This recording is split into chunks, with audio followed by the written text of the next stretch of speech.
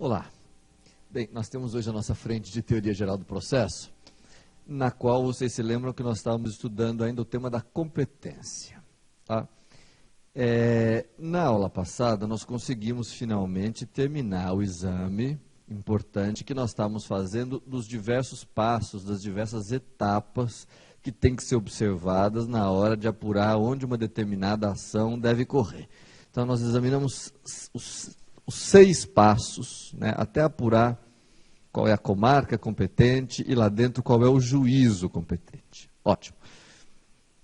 A aula de hoje vai ser dedicada a um capítulo fundamental dentro ainda do tema da competência, que é o relativo à modificação de competência. Capítulo clássico. Modificação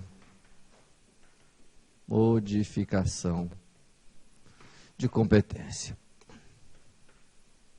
Tá?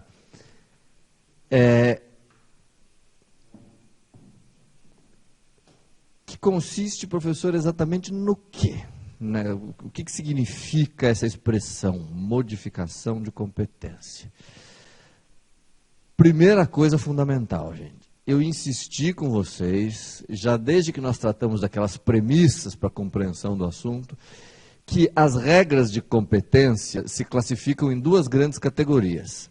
Existem as regras de competência absoluta e existem as regras de competência relativa. As primeiras de ordem pública, as segundas não sendo de ordem pública. Lembram disso? Pois bem, antes de explicar qualquer coisa, esse assunto que nós vamos tratar, que versa sobre a modificação de competência, pressupõe que nós estejamos no âmbito da competência relativa. Só as regras de competência relativa estão sujeitas à modificação, que eu já vou explicar quando que acontece, em que consiste, etc. Bom, mas isso significa dizer o seguinte, atenção agora, se uma determinada causa tiver que ser processada num determinado lugar, por força de uma regra de competência absoluta, isso não pode ser modificado em nenhuma circunstância. Nem pela vontade das partes, nem por nada. A competência absoluta. As regras de competência absoluta, por serem de ordem pública, são inderrogáveis, inafastáveis, não sujeitas a modificação. Tá? As que são passíveis, suscetíveis de modificação, são as regras de competência relativa. Combinado? Bom. Agora, o que é a modificação de competência? Ela vai acontecer, gente, esse assunto vai versar o seguinte. Existem certas causas que devem ser processadas em determinados foros, em determinadas comarcas, por força de normas de competência relativa. Lembra, por exemplo, as causas de direito pessoal, as ações de direito pessoal devem ocorrer no foro do domicílio do réu. Isso nós vimos, é uma regra de competência relativa. Pois bem, essas regras de competência relativa, desde que verificadas determinadas causas, determinadas circunstâncias, determinadas situações, que eu vou examinar com vocês daqui a pouco, essas regras estão sujeitas à modificação. Trocando em miúdos, tentando falar ainda mais claramente. É possível que uma regra de competência relativa diga que a ação tem que correr na comarca X. A regra legal, mas relativa, diga que a ação tem que correr na comarca X. Mas, verificadas determinadas causas, ela vai correr na comarca Y. Por isso que se chamam causas de modificação de competência. Porque a regra diz que era para ser na X. Mas essas causas fazem com que a ação possa correr na comarca Y. Tá? Pois bem, o Código de Processo Civil, se vocês consultarem, ele enumera 4 causas, que serão a prorrogação,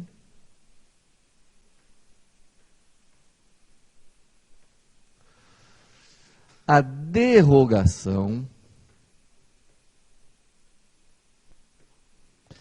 a conexão e a continência. Tá? Então, eis aqui na lousa as 4 causas de modificação de competência previstas como tal no Código de, como tais no Código de Processo Civil. Mais recentemente, já nos anos 90, 2000,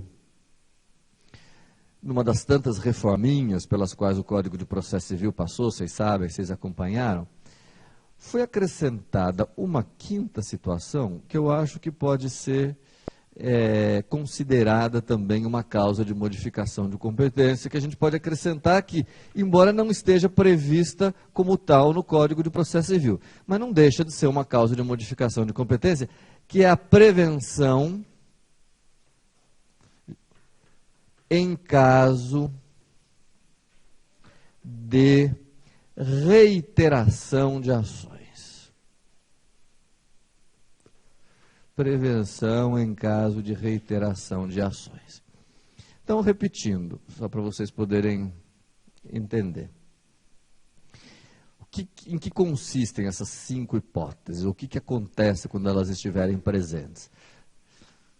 Bom, essas 5 hipóteses farão com que, em hipóteses de competência relativa, uma ação que era para correr numa comarca tal, vai correr em outra comarca.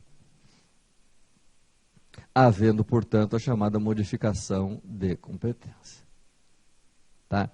Então, como eu disse, o código enumera 4 causas, às quais a gente pode acrescentar uma 5ª, que foi incorporada ao código mais recentemente. Tá? Então, qual que é a nossa tarefa? Estudar essas 5 causas de modificação de competência, umas mais fáceis, outras mais difíceis. Tudo bem? Preparados? Bom, prorrogação é a primeira. Depois a gente volta aqui para o quadro. Prorrogação.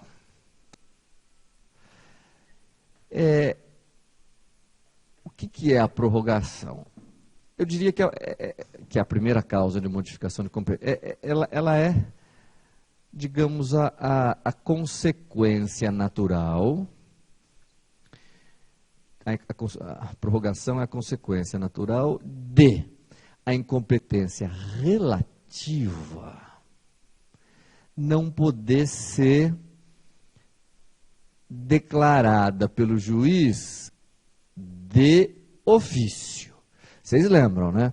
Uma das consequências de a incompetência ser apenas relativa é que, de ofício, se o réu não reclamar, se o réu não opuser exceção, o juiz não pode conhecer de ofício. De tal sorte que, então, se a incompetência é relativa e o réu não reclama, o vício preclui, desaparece, se sana. E aquela comarca que era originariamente incompetente, mas de uma incompetência relativa, tornar-se-á, porque ninguém reclamou e o juiz não pode conhecer de ofício, perfeitamente competente. E a essa modificação, digamos assim, dá-se o nome de prorrogação. Então, é um nome sofisticado, é um nome técnico, pelo qual a doutrina se refere ao fenômeno que é o seguinte: se ninguém reclama da incompetência relativa, o processo continua, permanece na mesma comarca. Aí vocês vão dizer, mas professor, esse aqui é o ponto, vamos ver se vocês conseguem refletir um pouquinho. Professor, mas onde é que está a modificação de competência aí? A ação não vai continuar correndo no mesmo lugar? Quer dizer, ela foi proposta numa determinada comarca. Ninguém reclamou, ela vai continuar lá. Daí o nome prorrogação. Prorrogação no sentido de vai continuar no mesmo lugar. Mas onde é que está a modificação de competência aí, uma vez que nós estamos incluindo a prorrogação como uma das causas de modificação? Cadê a modificação? O processo continua no mesmo lugar. Mas há uma modificação de competência, porque este lugar, gente, era no início incompetente. Mas de uma incompetência relativa. E, ante a ausência de reclamação, tornar-se-á perfeitamente competente. É engraçado, né? É um caso peculiar de modificação de competência em que o processo continua no mesmo lugar. Por isso que se chama prorrogação. Né? O que se modifica é que o lugar deixa de ser incompetente e passa a ser perfeitamente competente, porque ninguém reclamou. Tá?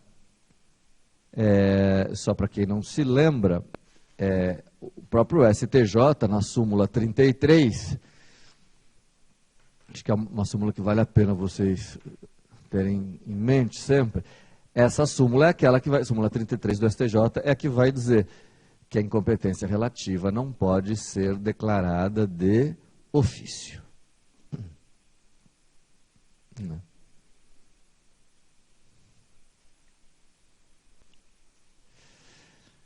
Claro, isso não precisaria nem dizer, mas não custa, claro que a prorrogação só se verifica em hipóteses de incompetência relativa. Né?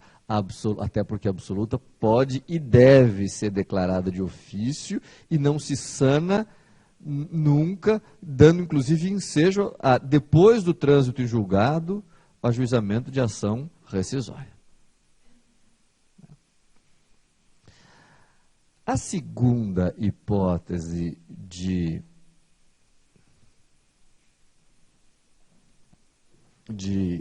modificação de competência é a derrogação.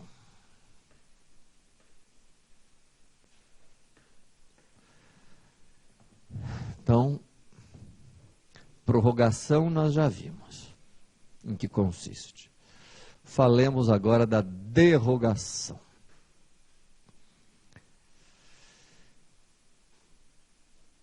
Que existe no âmbito do Código de Processo Civil. Quer dizer, a derrogação foi prevista no artigo 111 do Código de Processo Civil. Com esse nome, derrogação, talvez vocês não consigam identificar o mecanismo que eu estou tratando. 111 e 112.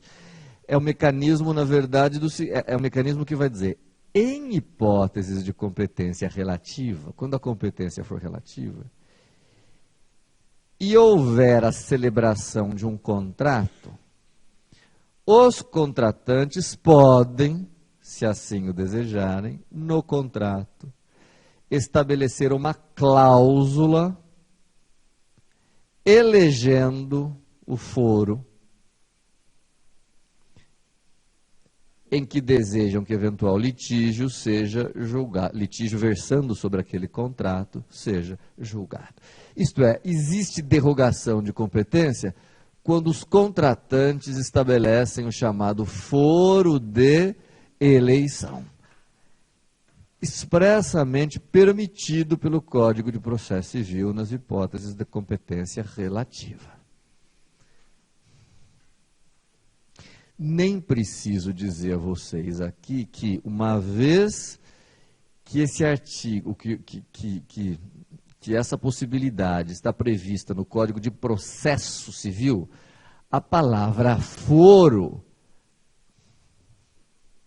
tem que ser interpretada no sentido técnico,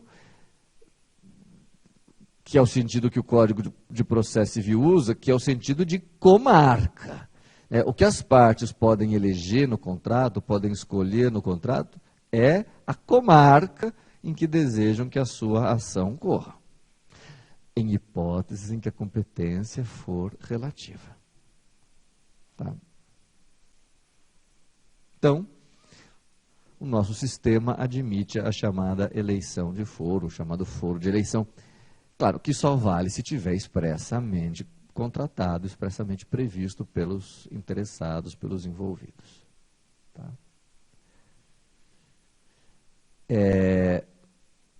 Não preciso também repetir que não se admite no nosso ordenamento jurídico as hipóteses de juízo de eleição. Eu posso escolher a comarca, Eu não posso escolher dentro da comarca a vara específica ou a região específica em que eu desejo que a ação corra, porque isso já não é mais foro, isso aí já é o juízo. E competência de juízo, lembram que nós estudamos na aula passada, competência de juízo é sempre absoluta e como tal, não admite eleição. Tudo bem? Acho que também não tem grandes dificuldades aí. Talvez a questão mais interessante que possam perguntar a vocês a respeito desse assunto, sobre a qual eu falo rapidamente, é a seguinte. A cláusula de eleição de foro pressupõe a existência de um contrato do qual conste uma cláusula de eleição, certo? A pergunta que podem fazer a vocês no concurso é, dentro do universo dos contratos que podem ser celebrados pelas pessoas, existe um tipo de contrato que é aquele que vem inteiramente preparado, inteiramente redigido por um dos contratantes, cabendo ao outro apenas aderir integralmente ou não. É o chamado contrato de adesão, por oposição ao chamado contrato paritário. Então, paritário é aquele que decorre de amplas negociações em que há possibilidade de alteração de cláusulas, etc. O de adesão é aquele que vem pronto. Normalmente são contratos celebrados por grandes empresas, bancos, seguradoras, planos de saúde e assim por diante. Então, a pergunta que pode surgir é, se o contrato for de adesão, uma vez que ele vem inteiramente já pronto e preparado por uma das partes, se o contrato é de adesão, admite-se, vale nesse contrato a cláusula de eleição de foro. O que é que vocês responderiam? Admite-se a cláusula de eleição de foro nos contratos de adesão? Olha, eu acho que a resposta talvez mais exata seria depende. Ou melhor dizendo, cabe ao juiz examinar isto no caso concreto. O que a gente pode dizer é, não vale se e quando o juiz verificar que esta cláusula prejudica os direitos do aderente, dificulta o acesso à justiça ou prejudica de alguma maneira os direitos daquele que aderiu, do aderente. Aí o juiz afasta a cláusula de eleição de foro e impede que haja modificação de competência. Por exemplo, imaginem vocês que uma pessoa precisa de um empréstimo bancário. Está precisando, aquela situação de necessidade, aquele desespero, está precisando pagar as dívidas, está com o nome protestado não sei aonde. Enfim, a pessoa então vai a um banco, pede um horário com o gerente, e assim, humildemente, precisando de dinheiro, pede ao gerente que lhe conceda um empréstimo. O gerente diz, olha, eu lhe dou um empréstimo desde que o senhor assine esse contrato aqui. Tá? Digamos que o banco seja no Pará. A pessoa desesperada assina o contrato, porque é a única forma dela receber o empréstimo. Assina, recebe o empréstimo, começa a fazer uso do dinheiro. E à medida que o contrato vai se desenrolando, a pessoa percebe que os juros estabelecidos naquele contrato são um absurdo. Fogem das regras do Banco Central, etc. Então a pessoa quer ir a juízo para rediscutir, alterar, eventualmente, discutir os abusos contidos no contrato. Aí ele então pega uma lupa e vai ler o contrato. E lá no final descobre que tem uma cláusula dizendo assim, qualquer litígio envolvendo este contrato aqui tem que ser proposta na comarca no foro de Porto Alegre, no Rio Grande do Sul. Claro que eu estou pegando um exemplo de terror aí. Contrato bancário celebrado no Pará, com eleição de foro em Porto Alegre. Bom, se o autor, então, for seguir essa eleição de foro, ele teria que vir para Porto Alegre. Como é que ele vai contratar um advogado em Porto Alegre? Como é que ele vai se dirigir a Porto Alegre para propor essa ação? Então, o que vai acontecer na prática? Na prática, a pessoa vai propor lá, no Pará. Muito provavelmente o banco, quando for citado, vai entrar com uma exceção de incompetência dizendo, olha, mas tem cláusula de eleição de foro, não é no Pará, tem que ser no Rio Grande do Sul. E o juiz vai dizer o quê ao julgar esta exceção de incompetência? Não, porque esta cláusula de eleição de foro, neste caso concreto, não vale. E por que ela não vale? Porque ela impõe ao aderente uma restrição, uma limitação, uma dificuldade muito grande, então ela não vale. E o contrato é de adesão, então ela não vale. Tá. Agora, só para vocês entenderem bem o mecanismo disso, para a gente poder seguir adiante. Eu, por exemplo, já peguei casos em que havia um contrato, sei lá, entre o Banco do Brasil de um lado, só para exemplificar, e a Petrobras do outro lado, em que o contrato era celebrado no Rio de Janeiro e eles escolhiam fazer a eleição de foro em São Paulo. Bom, aí vale a eleição de foro? Eu tenho a impressão que sim, de uma maneira geral. E por que sim?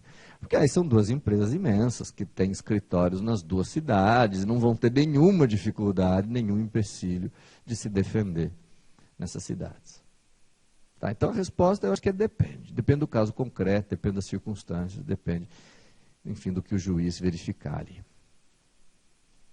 Tudo bem? Ótimo. Só para concluir esse exame, deixa eu só dizer para vocês que, de uma maneira geral, gente, considera-se que o foro de eleição pode ser renunciado, de uma maneira geral, pela pessoa a quem ele favorece. Isso quer dizer o seguinte, vamos imaginar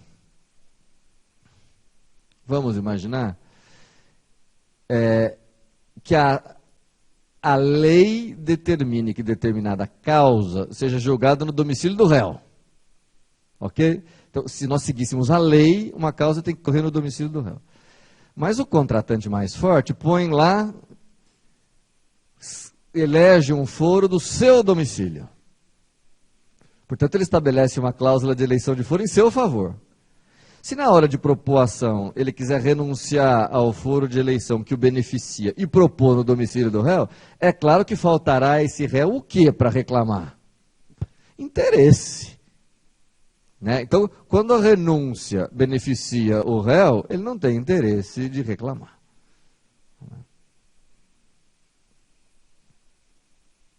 Claro. Bom, gente, eu não sei a opinião de vocês, mas eu acho que essas duas primeiras causas de modificação de competência, a prorrogação, que é quando não ocorre reclamação nenhuma, ou a derrogação, que é quando as partes contratam o foro de eleição, não tem nenhuma grande dificuldade, nenhum grande mistério. Estou certo? Onde a coisa começa a ficar mais interessante, eu acho, é na terceira causa de modificação de competência. Esta sim nós vamos nos deter bastante, que é a conexão. Que é um mecanismo, gente, que com a infinidade de ações que estão em andamento hoje em dia, com a multiplicidade de ações, é um fenômeno bastante comum. Né? Não é nada raro, não vai ser nada raro vocês se depararem com o fenômeno da conexão aí na prática de vocês, como advogados, como juízes, etc. Que é, assim, dizendo de uma forma bem simples, para depois a gente poder aprofundar. Conexão, gente, é uma relação que pode existir entre duas ou mais ações que estejam correndo separadamente, tá? Então, para a gente começar a falar do fenômeno da conexão, vocês têm que pressupor uma situação em que haja duas ou mais, a conexão pode ser entre duas ou mais ações, que começaram, que estão em curso, que estão correndo separadamente, mas que mantêm, que guardam entre si uma relação. Que tipo de relação? Muito simplesmente, vocês nem precisam anotar se vocês não quiserem, são ações que têm pontos comuns, digamos assim, que têm semelhanças.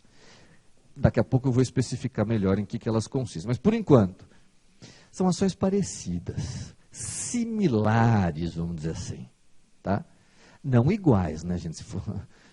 Se fossem iguais, não haveria conexão, haveria litispendência. Não seria caso de reunir, mas distinguir. Tá? O que eu estou dizendo é a hipótese de duas ou mais ações próximas, similares, com pontos comuns, semelhantes, etc. E que estão correndo separadamente. E a conexão é um instrumento, é um mecanismo criado para permitir que estas ações que vinham correndo separadamente possam ser reunidas para julgamento conjunto. Então, a conexão é um mecanismo para reunião de ações. Reunião de ações. Reunião de ações que tenham essas características que eu acabei de descrever. Reunião para que elas possam ser julgadas conjuntamente.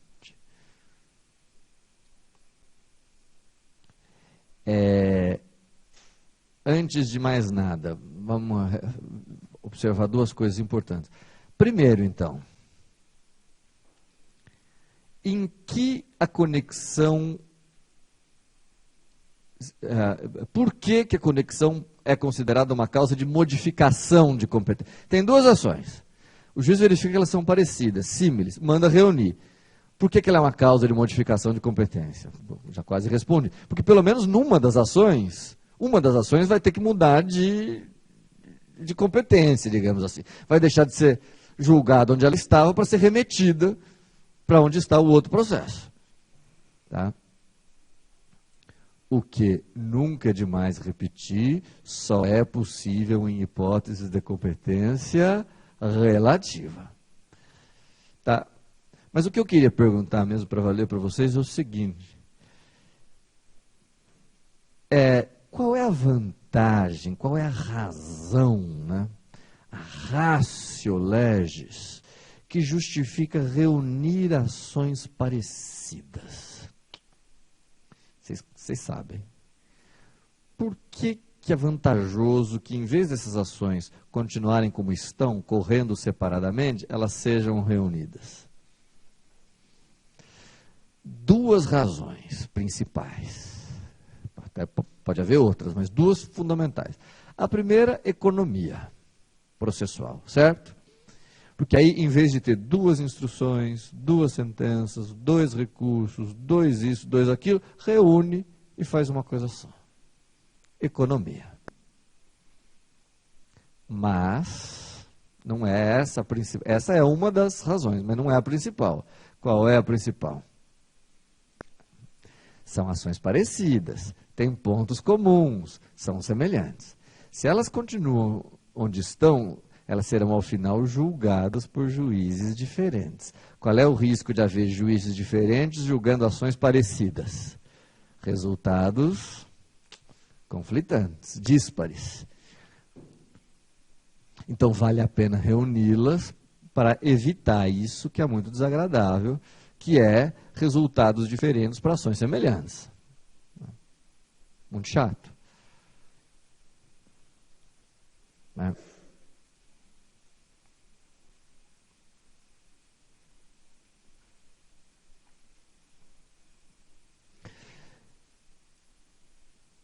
Isso explica, ponto importante também, o porquê que a conexão que poderia haver entre duas ações desaparece, deixa de existir conexão, se uma das ações já tiver sido sentenciada.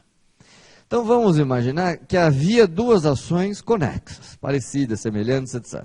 Mas só se descobriu isso, só se percebeu isso, só se notou isso, quando uma delas já tinha sido sentenciada. Nesse caso, reúnem-se as ações? Não mais, porque não faz mais sentido. A reunião é para que haja ou para que houvesse o julgamento conjunto. Se uma já está sentenciada, a vantagem que poderia haver não haverá mais. Tá? Então, desaparece a conexão se as ações não foram reunidas enquanto ainda estavam sem sentença. Depois da sentença, não adianta reunir mais. Tá? Então, não é o trânsito em julgado que faz desaparecer a conexão. É o fato de já estar sentenciada. Sentenciou se uma delas já está sentenciada, não justifica mais a reunião. Tá? Mas, professor, deixa eu entender uma coisa. Agora a gente começa a aprofundar. Então, essas eram as noções introdutórias. Professor, você falou que para que haja conexão entre as ações, é preciso que elas sejam semelhantes, parecidas. Mas o quão parecidas? Como é que a gente reconhece essa semelhança, né? Como é que a gente... o quão parecidas elas têm que ser? Né? Como é que a gente reconhece que duas ações são parecidas? Gente, nessa altura do curso vocês têm que saber. Como é que a gente identifica uma ação? Só tem a ação é uma coisa abstrata. Como é que a gente vê a cara da ação e consegue comparar com outras e ver se são iguais, diferentes, etc. Pelos seus elementos. 3 elementos. Partes, pedido e causa de pedir. Tá? Então são 3 elementos. É o único jeito de reconhecer e identificar uma ação. Ora, então a pergunta que cabe fazer a vocês nesse momento é: para que haja conexão entre duas ou mais ações, certamente é preciso que elas tenham algo em comum. Quantos elementos é preciso que elas tenham em comum para que possa haver conexão? 0, 1, 2, 3 ou 4. Bom, vamos por exclusão. 4 não pode ser porque não existem 4 elementos. Né? Bom, 0, não sei se vocês concordam comigo, também não deve ser, porque se tiver 0 em comum, não são conexas, são completamente diferentes. Tem mais uma alternativa que eu acho que dá para a gente excluir com facilidade, que é a seguinte: se duas ações tiverem os 3 elementos comuns, aí elas não serão parecidas, semelhantes. Aí elas serão iguais. Não haverá aí conexão, e sim lidispendência. Não será caso de reuni-las, e sim distinguir uma delas. Tá? O que significa, então, que nós ficamos entre as alternativas B, 1 elemento, e C, 2 elementos comuns. Eu pergunto a vocês, qual é a alternativa correta? Quantos elementos comuns são necessários para que haja conexão entre duas ações? A resposta correta é a seguinte: o artigo 103 do Código de Processo Civil vai dizer: consideram-se conexas duas ações que tiverem o mesmo objeto. Mesmo objeto quer dizer mesmo pedido, viu, gente? Mesmo pedido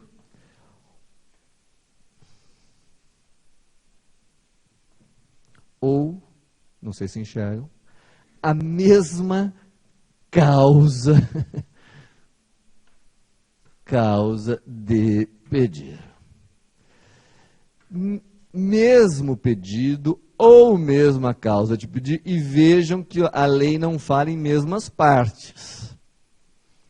Ela exige apenas ou o mesmo pedido ou a mesma causa de pedir.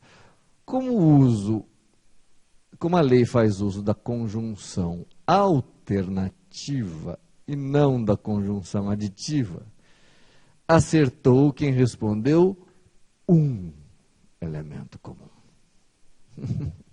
1, desde que esse elemento seja a causa de pedir ou o pedido. Professor, e se elas tiverem 2 elementos comuns? Aí, parabéns, elas são muito conexas. Tá? Mas para que elas sejam conexas, basta 1. Não é?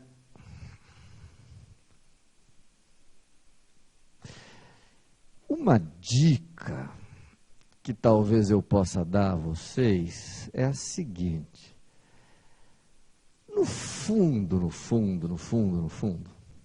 o jeito mais fácil de vocês verificarem se há ou não conexão entre as ações e se justifica ou não reuni-las, é pensar um pouco, gente, no objetivo da conexão.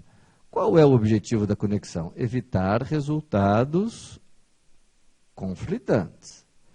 Ora, então qual é talvez a forma mais fácil de saber se duas ações são conexas ou não? Fazer o seguinte exercício mental. Tem duas ações correndo, separadamente, não é? E eu quero saber se é caso de reuni-las ou não.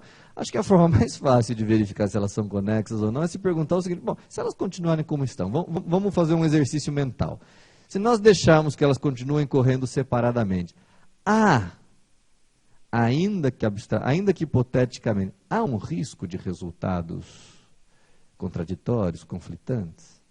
Se a resposta for sim, pode ser que haja resultados conflitantes, é porque elas são conexas. Se existe esse risco, elas são conexas. E aí vale a pena reunir. Agora, se vocês disserem, não tem esse risco, são questões muito diferentes, são assuntos díspares, ou é remotíssima essa possibilidade, não tem, nem abstrato. Aí não tem conexão, deixa as ações correndo separadamente. Certo?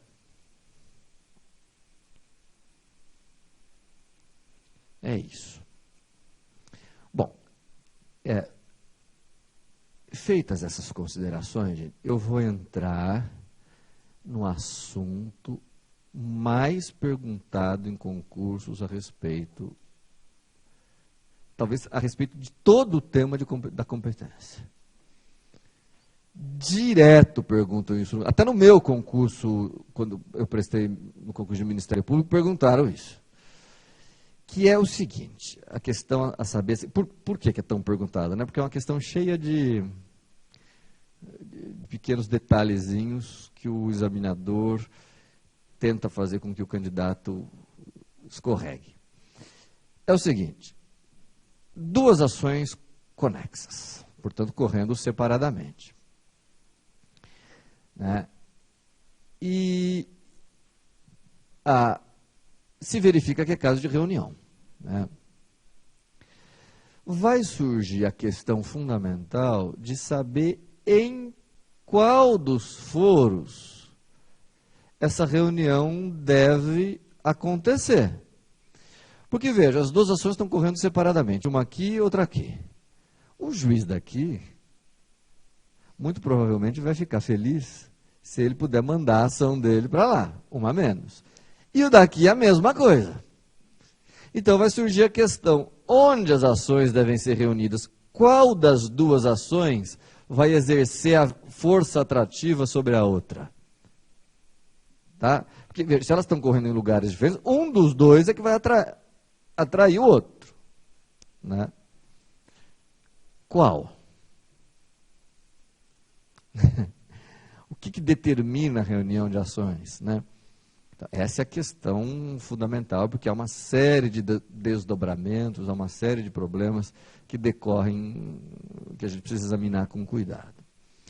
Se vocês consultarem o Código de Processo Civil, e num primeiro momento, vocês vão descobrir que as ações conexas têm que ser reunidas no juízo prevento.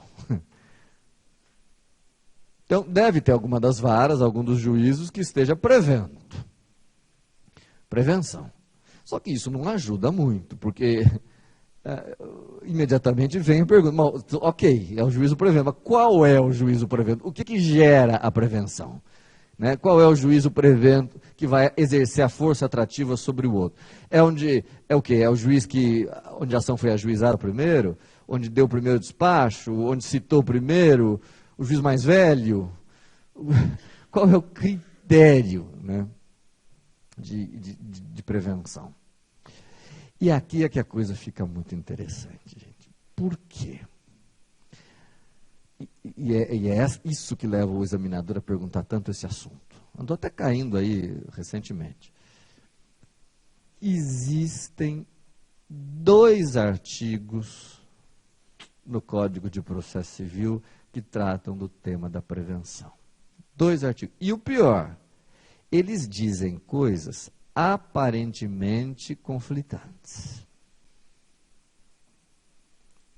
Quais são esses artigos? Só vamos lembrar. O primeiro, ou que a gente tem que examinar, é o famoso artigo 219, tantas vezes relembrado aqui, que é aquele, não sei se lembram, que trata dos efeitos da citação válida.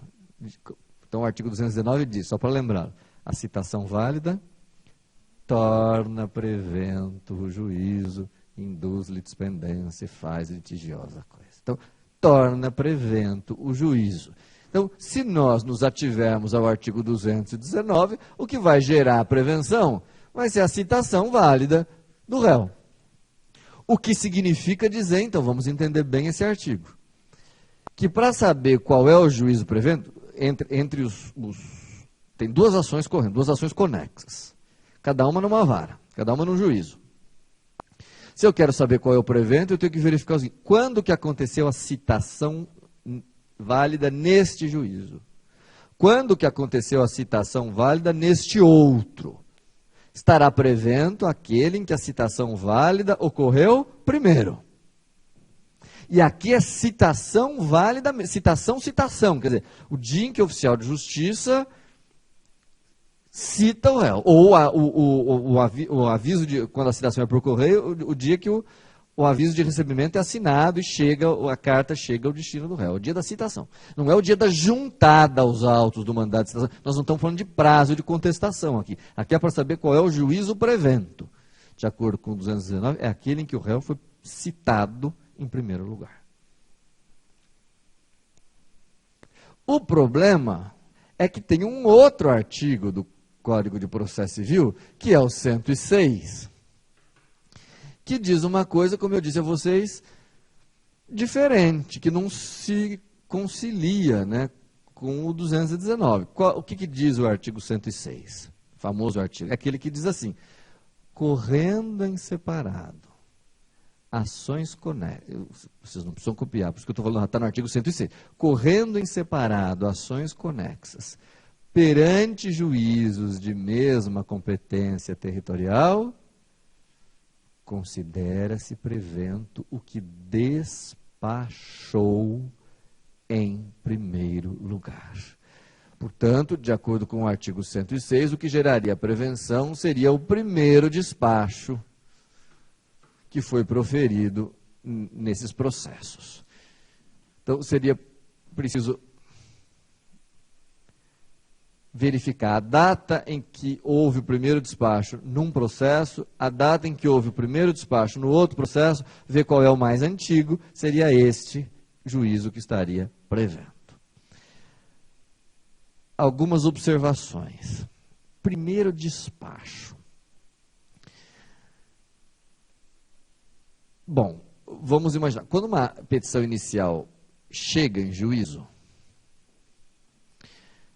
o juiz pode decidir várias coisas. Primeiro, ele pode indeferir a inicial.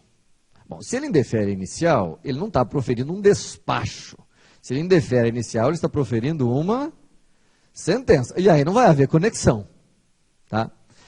Ele pode, gente, dar um despacho, primeiro despacho, em que ele ainda não está recebendo a petição inicial, porque ele acha que a petição inicial tem um vício. Então ele pode dar um primeiro despacho de emenda, não é isso?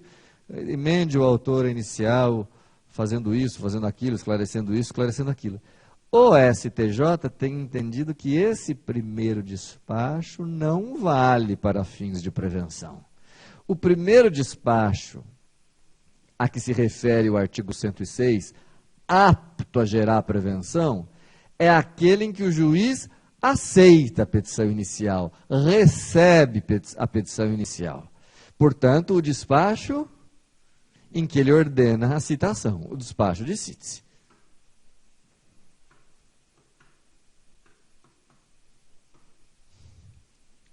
Cite-se.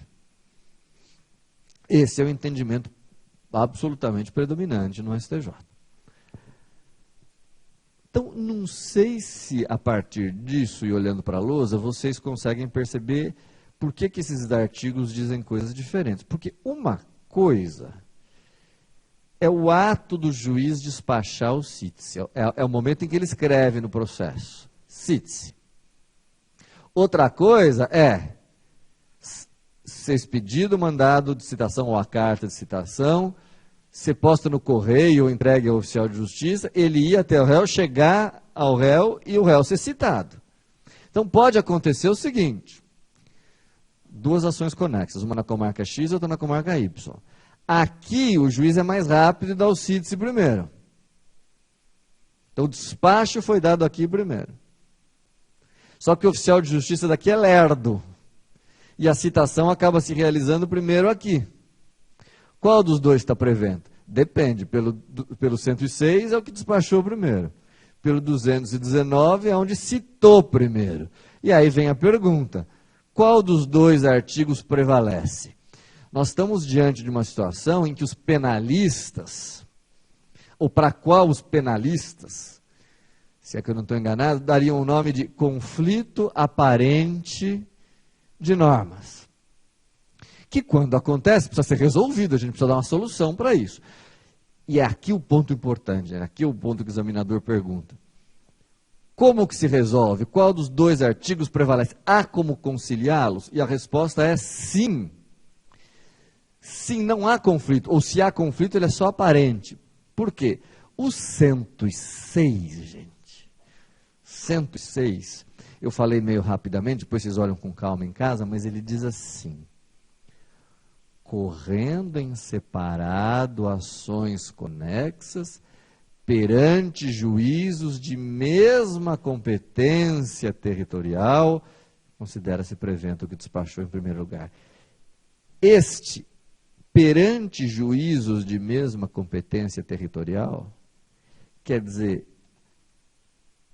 perante juízos da mesma comarca. O artigo 106 cuida especificamente de ações conexas que corram na mesma comarca, ou no mesmo foro, se vocês preferirem.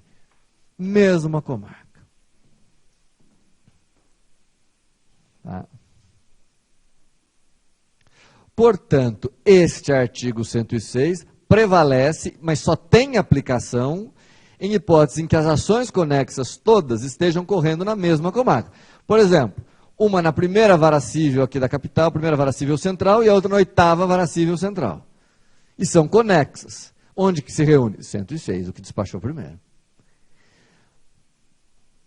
Por consequência, ou por, como chama, supletivamente, portanto, o que sobra para o 219? Quando é que o 219 vai ter aplicação? Quando as ações conexas estiverem correndo em comarcas diferentes.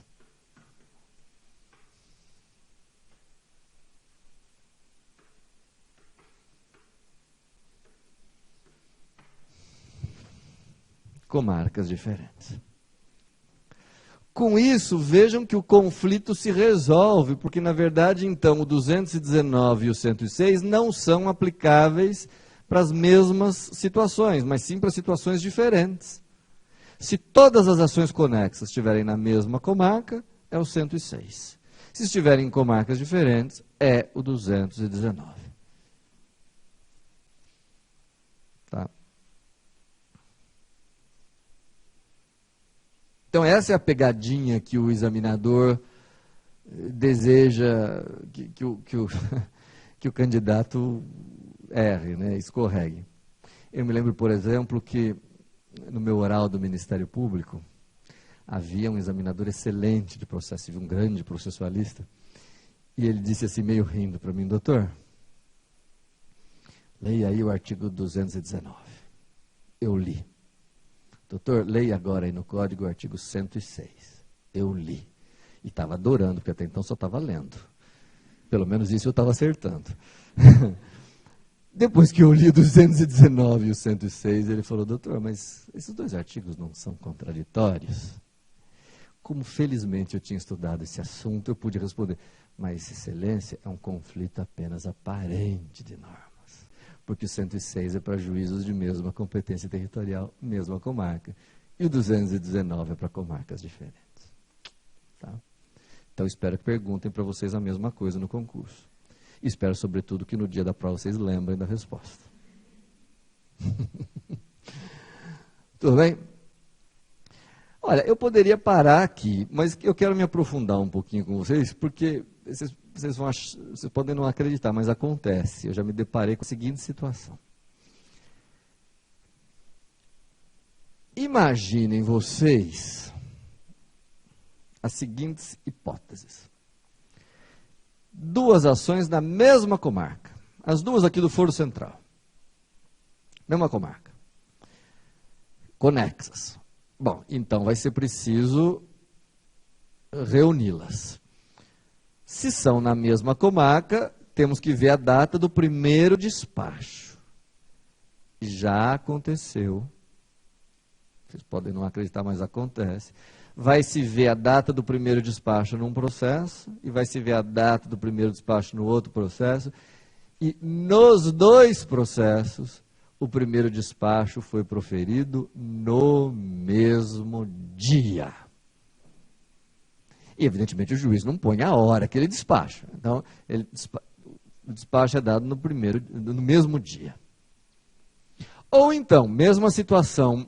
Imaginem que as duas ações corram em comarcas diferentes. Aí o que vale é a data da citação. Pode acontecer que nos dois processos a citação tenha se dado no mesmo dia. A pergunta que vai surgir é, então, gente, se há o empate, digamos assim, como é que desempata? Qual é o critério de desempate? A lei não diz, mas predomina o entendimento, a doutrina e a jurisprudência sustentam, que aí não tem jeito, aí desempata pela data da propositura da ação. Tá? Então, deixa eu ver se eu sou claro. Se, no caso de ações na mesma comarca, o primeiro despacho for dado no mesmo dia,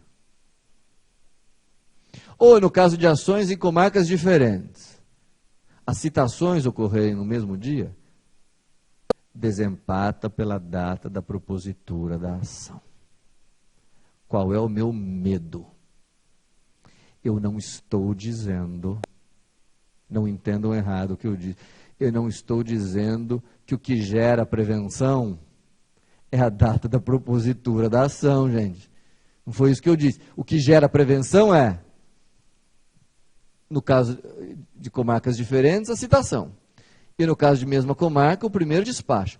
Se empatar a data da prevenção, desempata pela data da propositura da ação. É isso que eu disse. Ficou claro? Ótimo. Então, a data da propositura da ação não é o que gera prevenção, ela só desempata. Vocês não vão acreditar. Parece história de pescador. Mas já aconteceu, e eu quero que vocês me ajudem aqui, já aconteceu de haver duas ações conexas no mesmo foro central, em que se verificou que o primeiro despacho havia sido proferido no mesmo dia. Então, nos dois despachos, nos dois processos, o despacho de cite-se foi dado no mesmo dia. Como é que se desempata? Pela data da propositura da ação. Foi se olhar, então, a data da propositura da ação, e aí quase caímos da cadeira. Os dois processos tinham sido ajuizados também no mesmo dia. Como é que desempatou? Resposta. Aí ficou fácil, gente, porque quando a gente protocola uma ação, quando a gente ajuiza uma ação, do protocolo consta não só o dia, vejam só, mas consta a hora e o minuto em que a ação foi proposta. Então aí deu para desempatar pela hora. Tá.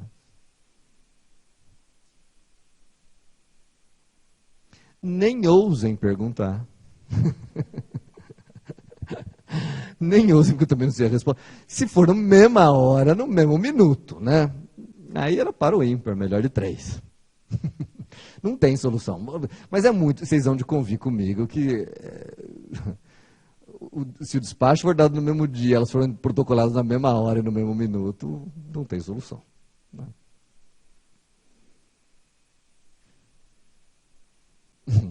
Tudo bem? Mas aí só se tiver. Aí pressupõe que os dois protocolos sejam absolutamente sincronizados e que os dois advogados vão protocolar 1, 2 e já, e protocolem ao mesmo tempo, o que é muito pouco provável. Né? Tudo bem, então deu para entender de maneira geral? Deu para entender essa coisa do 219, do 106, que esses aqui são os critérios de prevenção. Só em caso de empate a gente recorre para a data da propositura da ação. É isso que eu...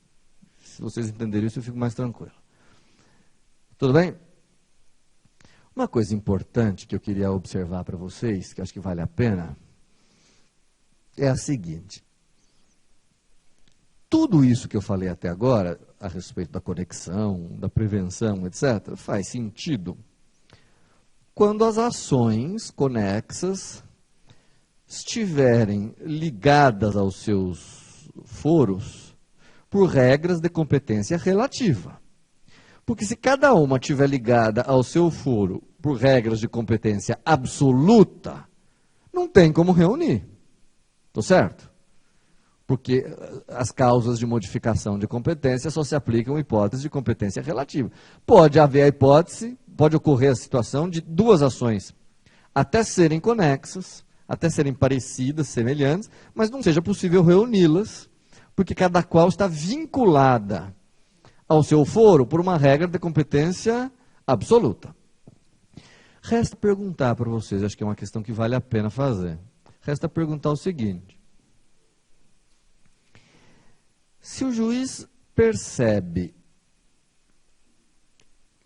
se os juízes percebem a conexão entre duas ações, imagine que elas sejam fortemente conexas, grande risco de resultados conflitantes, mas não haja possibilidade de reunião, porque elas estão fixadas por regras de competência absoluta, o que os juízes podem fazer se quiserem evitar os tais resultados conflitantes? Reunir não dá.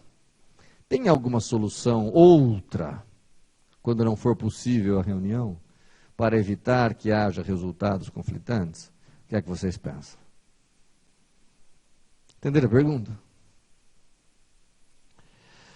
Bom, sim, a resposta é sim. No artigo 265 do Código de Processo Civil, 265, o legislador enumera hipóteses de suspensão de processo. Tem várias causas ou várias circunstâncias que podem gerar a suspensão de um processo. Salvo engano, no inciso 4, diz lá que uma das causas de suspensão do processo é haver um outro que guarde com ele relação de prejudicialidade. Isto é, o resultado.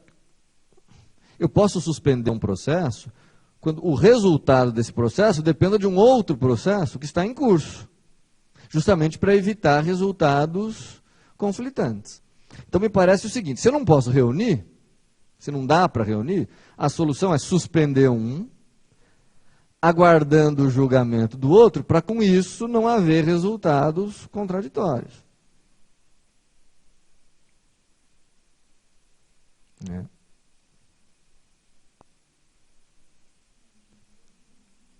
Isso, artigo 265, inciso 4, numa das alíneas lá do inciso 4. Tá. Deixa eu dar um exemplo para vocês que talvez possa elucidar isso de maneira mais... Um exemplo que eu gosto de dar, porque é real, verídico, é o seguinte, um caso muito interessante, caso concreto. Havia uma pessoa que trabalhava era um engenheiro muito preparado, muito estudioso, muito criativo, e ele inventava coisas. É uma espécie de professor pardal. Então ele inventava uma máquina que fazia tal coisa. É um inventor, né?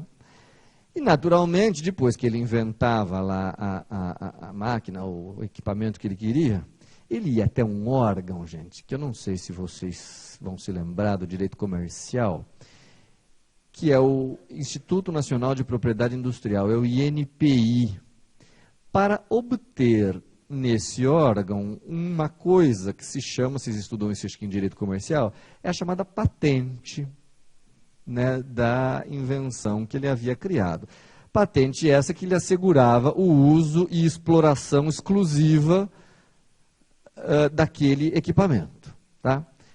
Pois bem, esse inventor, do nosso exemplo, foi até o INPI, inventou uma máquina, conseguiu a patente, mas descobriu que um seu rival, um seu inimigo, um seu competidor, estava comercializando aquela máquina.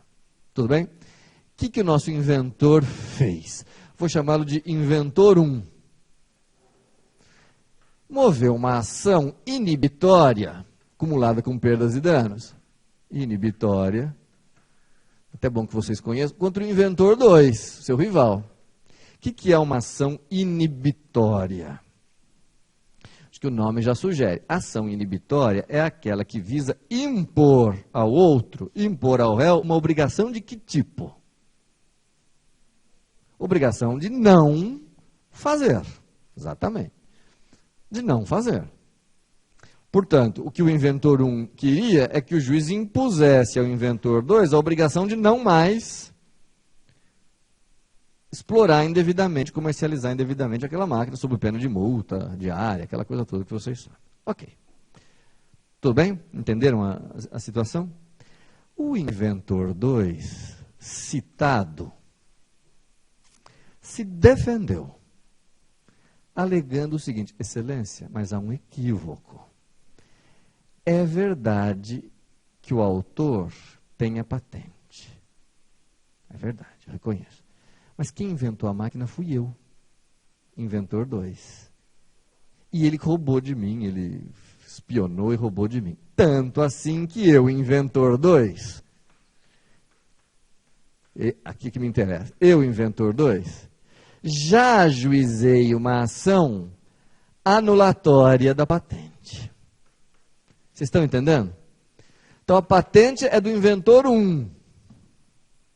Mas o inventor 2, dizendo que ele é que teve a originalidade, ele é que criou aquilo, ajuizou uma ação de anulação de patente. Contra quem? É isso que vocês não têm obrigação de saber, mas é interessante vocês saberem.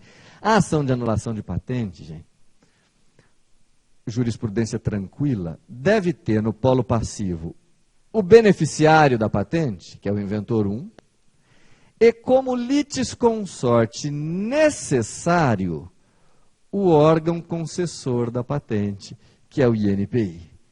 O INPI figura como litisconsorte necessário nas ações de cancelamento e de anulação de patente.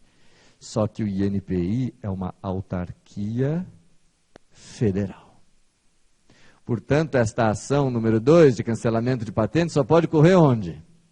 Na Justiça Federal. Ao passo que a ação inibitória, que só envolve o inventor 1 e o inventor 2, naturalmente corre perante a Justiça Estadual. E vocês acho que concordam comigo se eu disser, então, que cada uma dessas ações está vinculada ao seu juízo por uma regra de competência absoluta. Não dá para reunir essas duas ações, uma da Justiça Federal, outra da Justiça Estadual.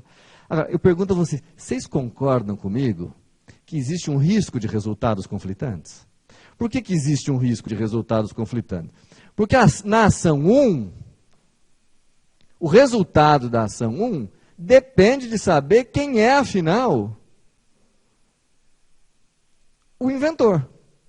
Depende de saber, afinal, a quem de fato essa patente, com quem de fato essa patente vai ficar. Então é preciso resolver o processo 2 para que o 1 possa ser resolvido. Uma vez que não é possível reunir as duas ações, o que resta para o juiz estadual? Ele vai dizer, olha, para eu decidir o meu processo, eu preciso saber quem é o inventor. Eu preciso saber de quem é a patente. E isso está sendo discutido na Justiça Federal. Então, há uma ação em andamento cujo desfecho influi no resultado da minha ação. Suspendo a minha ação. Então ele suspendeu, esse aqui suspendeu, aguardando o resultado dessa. E com isso evitam-se os resultados conflitantes. Claro que nada disso seria preciso se tivesse sido possível reunir as duas ações, o que no caso não foi possível porque a competência era absoluta. Tudo bem, gente? Então, deu para acompanhar bem? Ok. Bom, algumas questões ainda mais sobre a conexão, depois a gente passa para a continência. Eu acho que uma questão fundamental aqui é saber o seguinte. Vamos imaginar que haja duas ações conexas.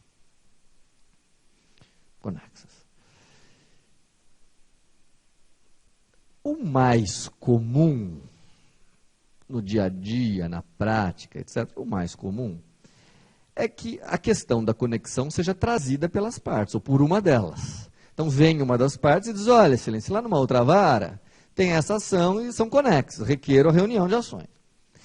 Mas pode acontecer, não é tão raro, que venha aos autos, surja nos autos, a notícia da existência da outra ação na outra vara, conexa, mas nenhum dos litigantes peça a reunião de ações. Então, veja, o juiz toma conhecimento, fica sabendo da outra ação, vem aos autos, ou uma das partes comenta, ou, enfim, o juiz fica sabendo, só que ninguém postula a reunião de ações. A pergunta, então, que nós devemos fazer nesse momento é, nesse caso, pode o juiz, de ofício, determinar a reunião? Porque ninguém requereu. Mas ele veio aos autos a informação da existência da outra ação que o juiz percebe que é conexa. Ele pode, de ofício, determinar a reunião de ações?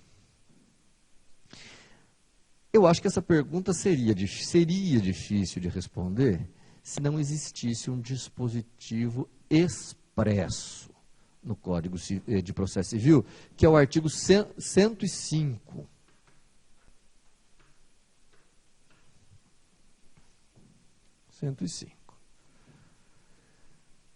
Que vai dizer literalmente o seguinte: o juiz, de ofício, ou a requerimento das partes, determinará a reunião de ações conexas. Então, a lei é expressa, de ofício, ou a requerimento das partes. Tá certo? Então, sim, o juiz pode, de ofício, determinar. Só que, então, acho que isso não tem dificuldade, está na lei, se está na lei, não tem o que discutir. Porém, eu quero fazer uma observação para vocês aqui, que eu acho que vale a pena. A gente sabe, eu venho explicando desde o começo da aula, que a reunião de ações por conexão só cabe em hipóteses de competência relativa. Certo? E nós sabemos dos nossos estudos que, normalmente, quando se tem uma questão de competência ou incompetência relativa, normalmente o juiz não age de ofício. Tem que haver provocação das partes. Porém, especificamente no caso de conexão, a lei determina, autoriza o juiz, apesar de se tratar de competência relativa, né, a lei autoriza o juiz a determinar a reunião das ações. Aí sim. Então, assim, dá para dizer que dentro do assunto competência relativa, o juiz não age de ofício, salvo no caso da conexão. Por quê, né? Assim, por que será que o legislador preferiu dessa maneira? Por que será que no caso da conexão se justifica que o juiz possa agir de ofício? Porque no caso de conexão, há um interesse público subjacente. Qual o interesse público? Evitar resultados conflitantes.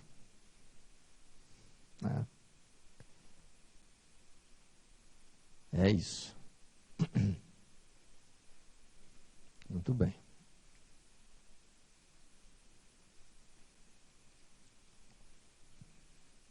É isso. Bom, só para quem... Só como vale como uma curiosidade...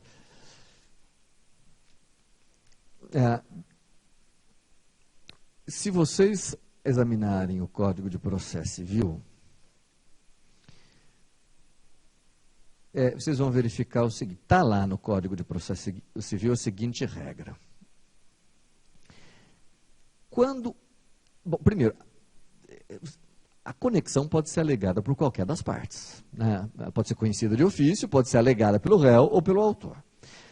Se vocês forem ao artigo 301 do CPC, qual que é o artigo 301? É um artigo famoso do Código de Processo. É aquele que enumera aquelas matérias que, quando o réu oferecer contestação, elas devem ser arguidas como preliminares. Então, o que é assunto preliminar de contestação? São as matérias enumeradas no artigo 301. Pois muito bem, se vocês derem uma olhada no 301, vocês vão ver que entre as matérias alegáveis pelo réu na contestação, como preliminar, uma delas é a conexão. Então, isso quer dizer o seguinte, se o réu quiser alegar conexão, porque ele sabe que tem a outra ação lá, etc., bom, a forma elegante, a forma correta, a forma perfeita pela qual ele deve fazer isso é como preliminar em contestação. Maravilha. Só que, gente, olha aqui, por tudo que nós falamos agora, se esse réu errar, não conhece o artigo 301, e alegar essa conexão de uma outra maneira, por exceção de incompetência, ou por simples petição, ou depois da contestação, ou numa peça autônoma, ou seja lá como ele for, fica o juiz, por conta desse erro, impedido de reconhecer a conexão. E depois nós acabamos de ver que a conexão pode ser conhecida até mesmo de ofício, porque ela envolve matéria de ordem pública, que é evitar resultados conflitantes. Então, o que a gente é obrigado a concluir? Bom, a forma mais correta, mais elegante, se vocês estiverem fazendo uma prova, a forma mais correta de alegar é como preliminar em contestação.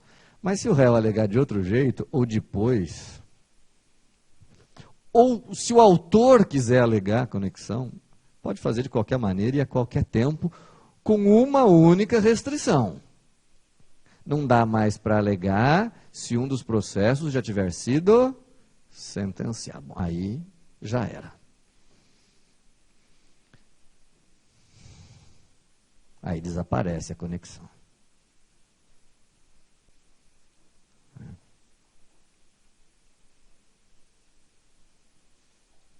É isso. E por fim, gente, eu acho que uma última questão que vale a pena nós enfrentarmos relativa à conexão é uma questão, essa mais controvertida, assim, acho que seria até interessante saber o que vocês pensam. Que é a seguinte, eu tenho dito a vocês o seguinte, havendo ações conexas, correndo separadamente, o juiz deve reuni-las para evitar resultados conflitantes, etc. Mas a pergunta que eu acho que vale a pena formular para a gente pensar um pouquinho é a seguinte, vamos imaginar que os juízes percebam a existência de conexão entre duas ações. São conexas. A pergunta é, sempre, forçosamente, necessariamente, o juiz tem que determinar a reunião? Ou o juiz pode ter uma certa margem de não quero usar a palavra, vem quase na boca, né? Mas eu não quero usar a palavra discricionariedade, porque discricionariedade é coisa de administrador, não é coisa de juiz, que é a pessoa decidir de acordo com seu conveniência e oportunidade. Não, aqui o que eu quero saber é se o juiz pode ter uma certa margem de avaliação no caso concreto, se tem mesmo que reunir ou em determinados casos, determinadas circunstâncias, ele pode achar melhor não reunir. O que é que vocês acham? Tem o juiz essa margem? Claro, deixa eu falar uma coisa clara. Estamos pressupondo ações conexas. Claro que se elas não são conexas, não tem que reunir, mas sendo conexas, pode o juiz dizer, elas são conexas, mas neste caso não vou reuni-las por causa disso, disso e daquilo. Ele tem essa certa margem? Olha, o entendimento predominante, aqui há discussão, mas o entendimento predominante é de que o juiz tem essa margem. Vou lhes explicar por quê. Eis o momento de eu explicar uma coisa que eu não tinha explicado até agora. Mas então, o entendimento predominante é de que ele tem. Por quê? Porque até agora, gente, se vocês pararem para pensar, eu só expus para vocês os benefícios da reunião. Economia processual, evitar resultados conflitantes, etc. Mas eu não expus ainda que esta reunião de ações, que vinham até então correndo separadamente, pode gerar algum tumulto ou alguma dificuldade. Por quê? Porque, vejam, pode acontecer que as duas ações a serem reunidas estivessem em fases processuais muito diferentes. Vamos imaginar que, a hora que a gente faça a reunião, um dos processos já está em fase de sentença, perto da sentença, e o outro está só começando. A hora que a gente reúne, se a reunião é para julgamento conjunto, vocês concordam que aquela que já estava muito avançada vai ter que ficar parada até a outra alcançar o mesmo estágio. Então, da reunião pode advir algum tipo de prejuízo para o andamento dos processos. Então, o que a maioria da doutrina e a maioria da jurisprudência dizem é que, em cada caso concreto, compete ao juiz sopesar, pôr na balança as vantagens e desvantagens desta reunião, para daí tomar a decisão de reunir ou não, fundamentadamente. Compreendem? Então, só para dizer assim, bem claramente, pode acontecer que num caso concreto, o juiz perceba que a conexão é frágil, não é uma super conexão, uma conexão, o risco de resultados conflitantes não é dos maiores, e os processos estejam em fases muito diferentes. Bom, o juiz então pode dar uma decisão dizendo, olha, neste caso, apesar da conexão, não vale a pena reunir, porque a conexão é frágil, o risco é pequeno, e os processos estão muito disparatados um do outro, e não vale a pena reunir. Tá? Então tem que ter essa margem, porque não é só benefício que vem da conexão, tem também... Pode haver também um certo tumulto, né? Acho que com isso deu para dar para vocês um panorama razoavelmente completo da conexão. Para a gente poder, então, dando sequência, estudar a quarta causa de modificação de competência, que é a continência.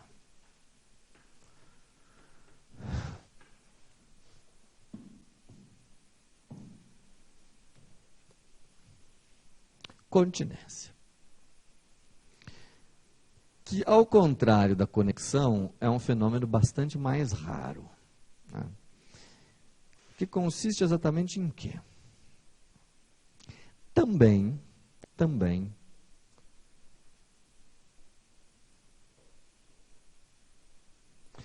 tal como a conexão, consiste numa relação entre duas ou mais ações. Então ela tem em comum com a conexão isso, uma relação entre duas ou mais ações que tem pontos comuns, que tem liame uma com a outra, ligação uma com a outra, e que, portanto, devem ser reunidas. Tá? Então, a continência também é, junto com a conexão, uma causa de reunião de ações. O que eu poderia dizer para vocês é que, no entanto, o vínculo da continência é ainda mais forte do que o vínculo na conexão. Por quê? Porque para que haja continência, gente, é preciso os seguintes pontos comuns entre duas ações. Primeiro, aqui é preciso as mesmas partes. Coisa que, vocês lembram? Não era necessária na conexão. Aqui precisa ter, para que haja continência, mesmas partes.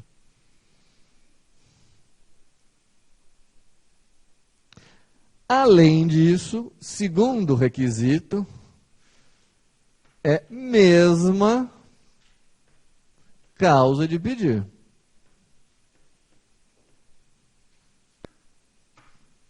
Opa!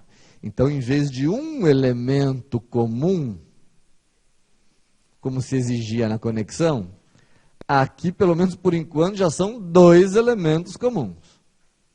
Mesmas partes e mesma causa de pedido. E existe um terceiro requisito para que haja continência entre duas ações. O professor não me diga que é o mesmo pedido.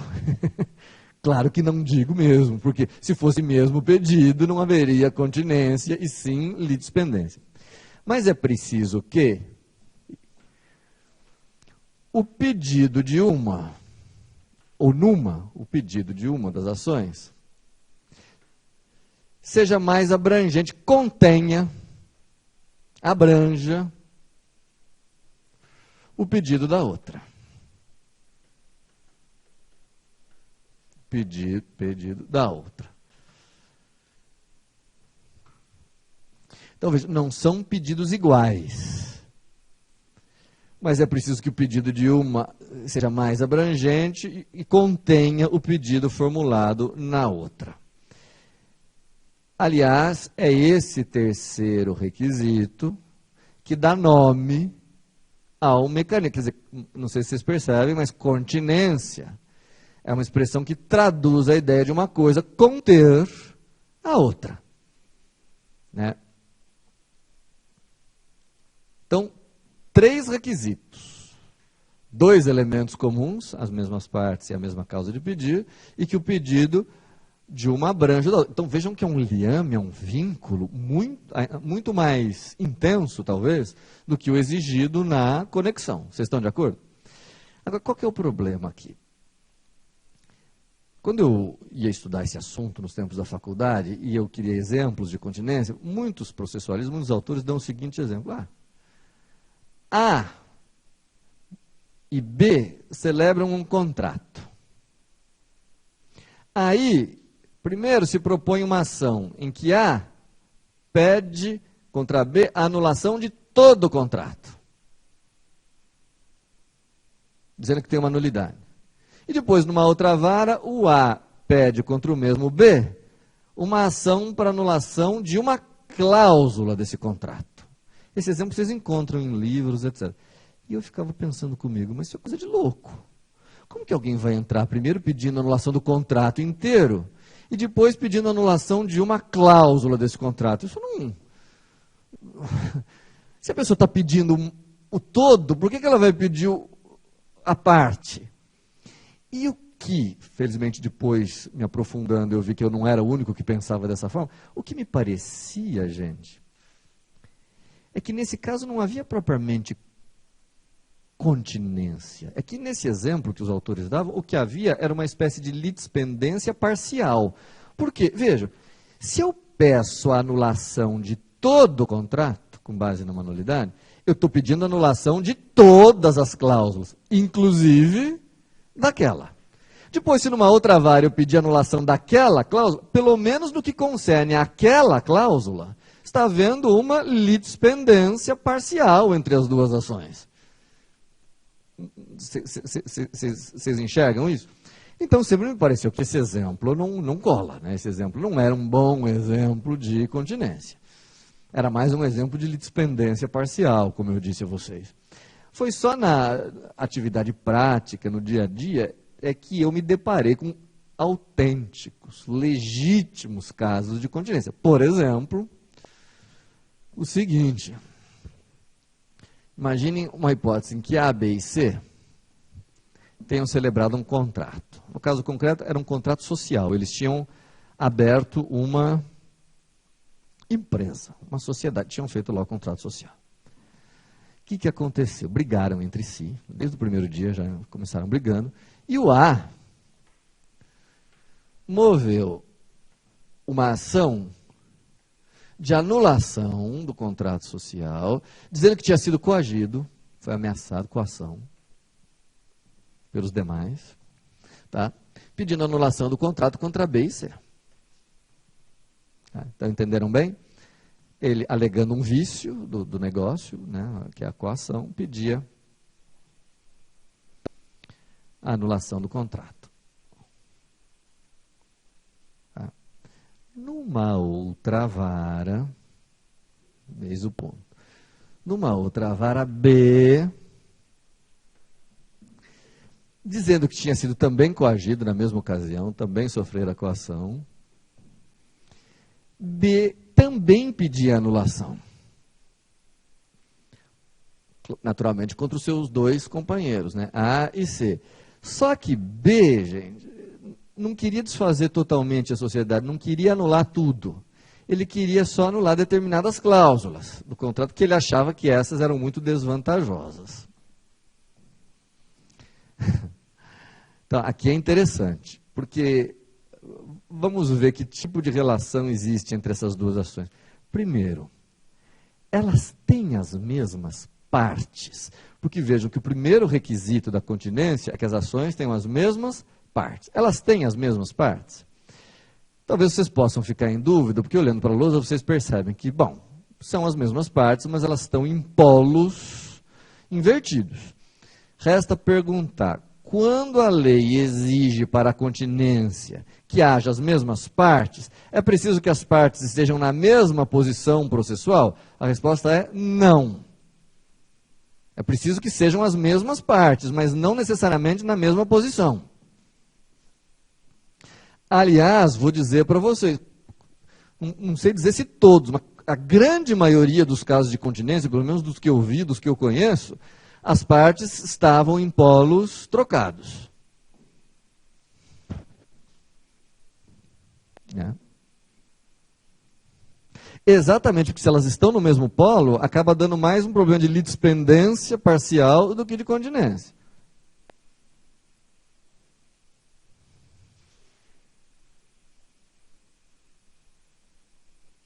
Tá? Agora, tem a mesma causa de pedir? Tem. Coação, coação. Só que o pedido de uma é a anulação de tudo, ao passo que o pedido da outra é uma anulação parcial do contrato, então o pedido de um contém o pedido da outra. A relação é de continência. Tá certo?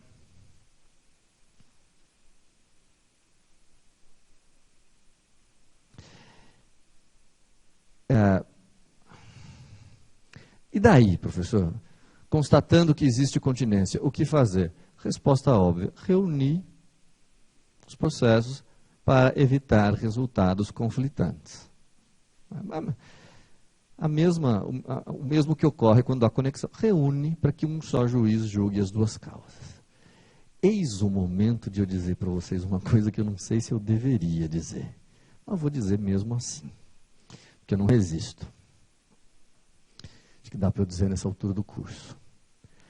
Pode acontecer, existem institutos no processo civil que são inúteis.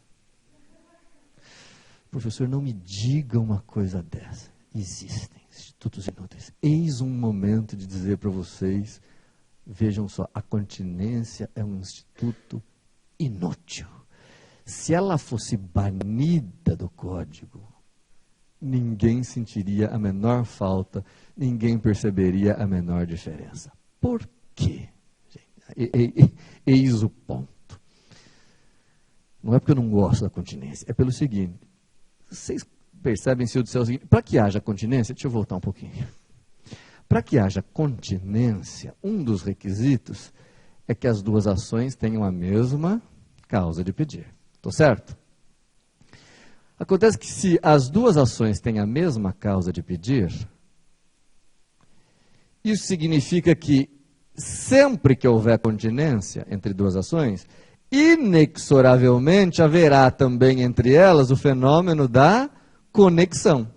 Portanto, nós podemos concluir que todas as ações que guardam entre si relação de continência, forçosamente também guardarão entre si relação de conexão. E a conexão, por si só, já é instrumento bastante suficiente para dar ensejo à reunião de processos.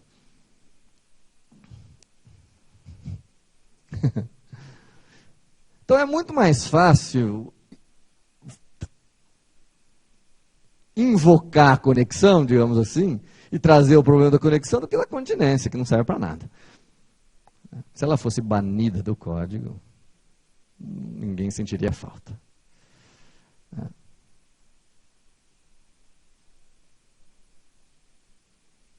Há, porém, então veja que em princípio ela é inútil, e ela é mesmo.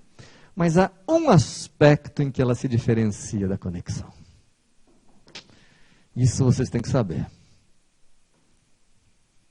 Aliás, a propósito, a gente se perguntar na prova o que é a continência, expliquem, mesmo umas partes, mesmo caso de pedir. Não vamos dizer, a continência é um instituto inútil, portanto não responde.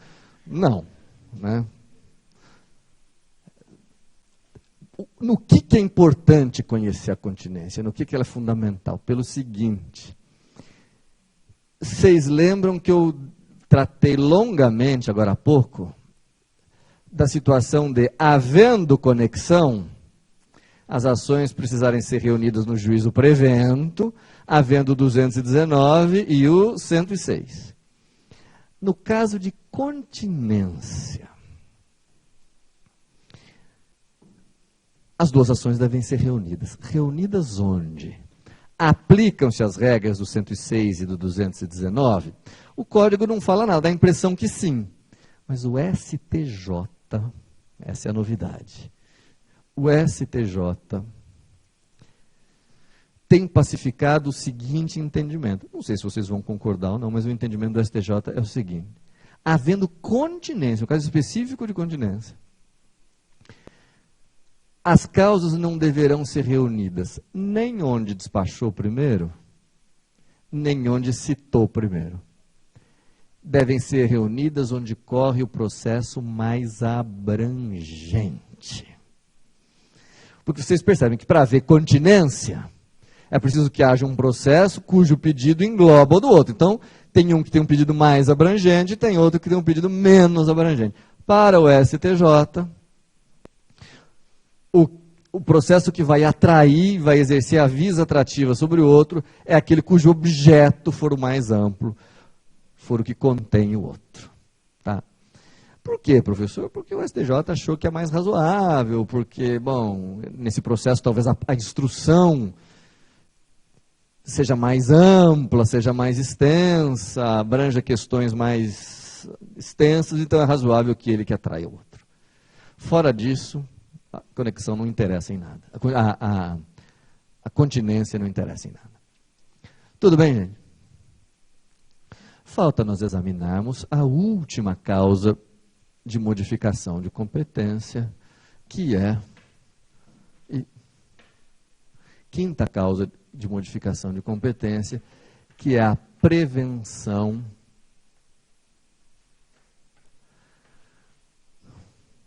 em caso de reiteração de ações. prevenção em caso de reiteração de ações.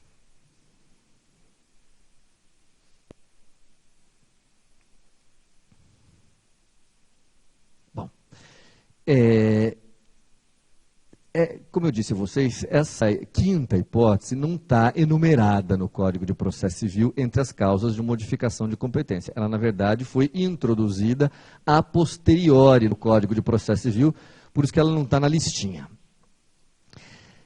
O que ela consiste? Quer dizer, qual é a preocupação do legislador? Aqui deixa eu fazer uma breve introdução. Se não der tempo de a gente terminar esse assunto, a gente termina na próxima aula. Olha aqui.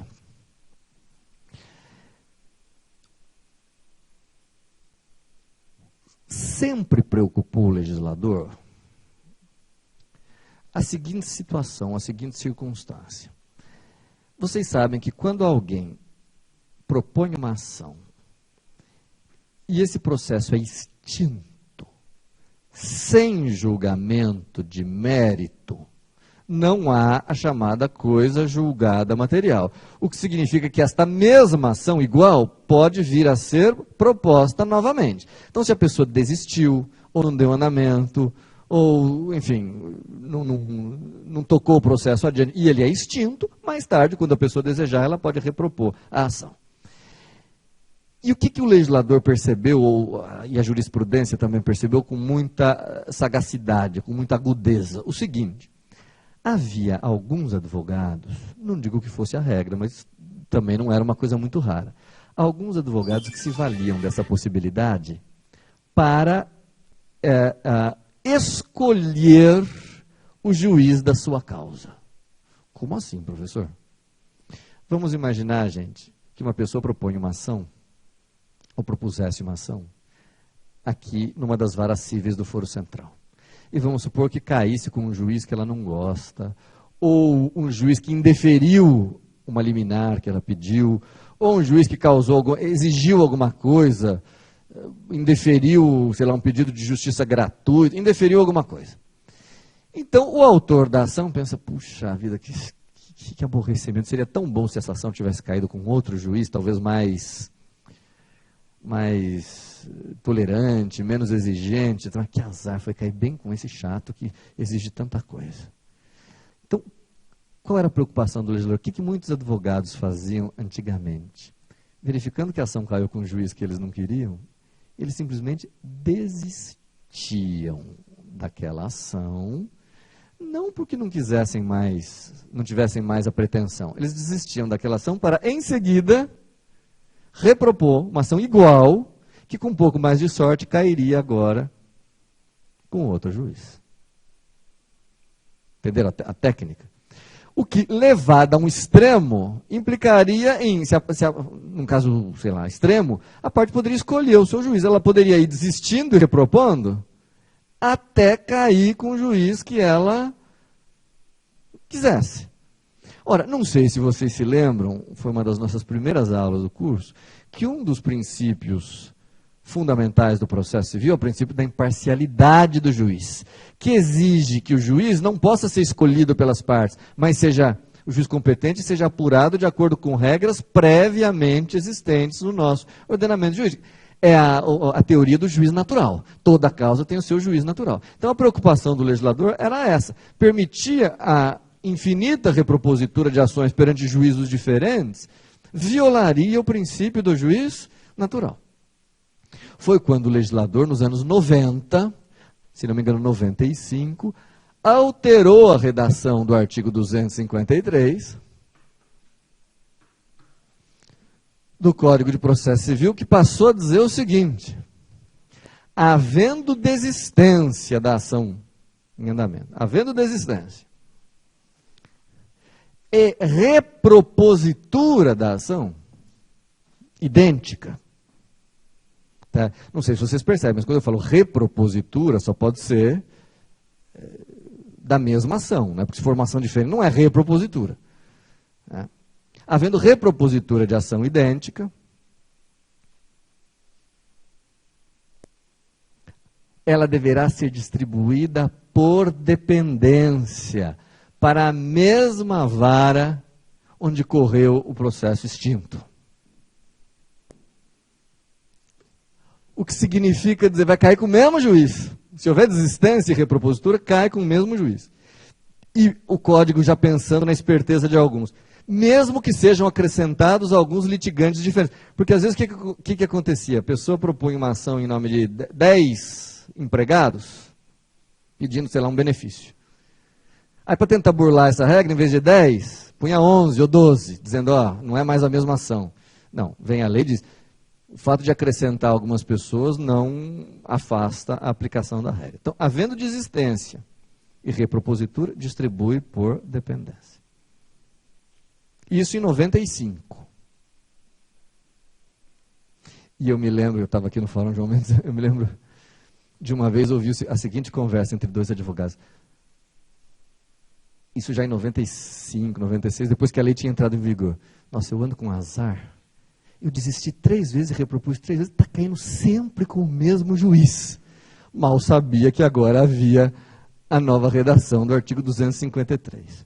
Só para terminar a aula, gente, não demorou muito tempo para que algumas pessoas descobrissem uma brecha nessa nova redação do 253. Qual era essa brecha?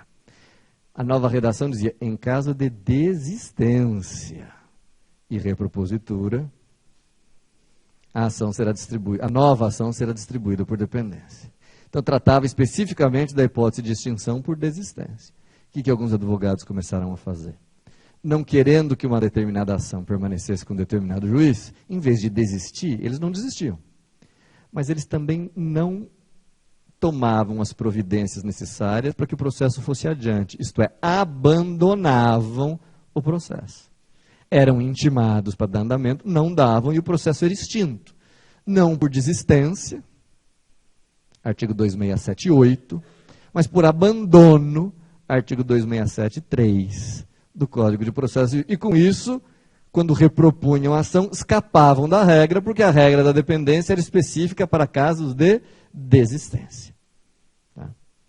Foi quando, em 2001, o legislador, muito irritado é por minha conta, o legislador muito irritado alterou pela segunda vez a redação do artigo 253. Então, o artigo 253 passou por 2 alterações. E a nova redação passou a dizer, havendo, não mais desistência, havendo extinção do processo, sem julgamento do mérito, e repropositura, até porque se tivesse havido extinção com julgamento de mérito, não poderia haver repropositura, né? Então, havendo extinção sem julgamento do mérito e repropositura, a distribuição será feita por dependência. Ou seja, gente, agora generalizou, repropondo a mesma ação, seja qual for a causa de extinção da anterior, repropondo a mesma ação, a distribuição será feita sempre por dependência. Portanto, a gente nunca vai conseguir escapar daquele juiz. Tá? Só para terminar a aula mesmo, mais 10 segundos. Eu falei dos advogados e tal, mas também faço a meia-culpa dos juízes. Porque, eventualmente, alguns juízes, antigamente, né, e felizmente a exceção, a rara exceção, mas alguns juízes com muita facilidade indeferiam iniciais. Bobamente. Pensando assim, se eu indeferir esse inicial, a pessoa não vai apelar. Se eu indeferir inicial, a pessoa vai propor de novo e vai cair para outro juiz. Não mais. Se ele indeferir inicial e a ação for reproposta, vai cair, adivinho, para quem? Para ele mesmo. Tá bom? Então essa é a nova redação do artigo 253, a redação atual. A gente para por aqui e continua o assunto na próxima aula. Até lá.